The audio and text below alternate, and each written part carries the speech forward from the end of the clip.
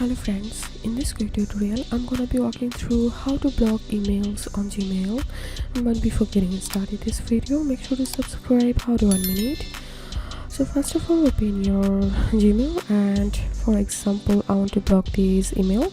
So for that, open that actual email, then click on this three dot icon and click on block the user.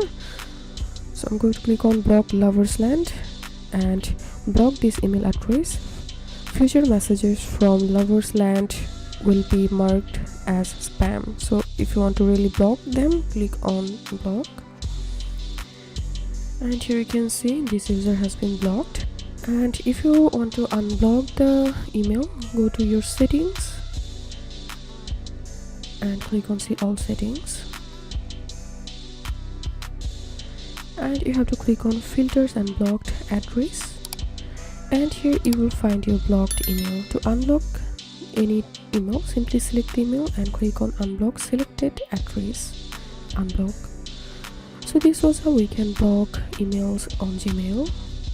If you have any questions, feel free to post in description. If you think to see more WordPress videos, please check the links in descriptions. If this video helped you, give a thumbs up and please consider subscribe. How to 1 minute. Thank you for watching.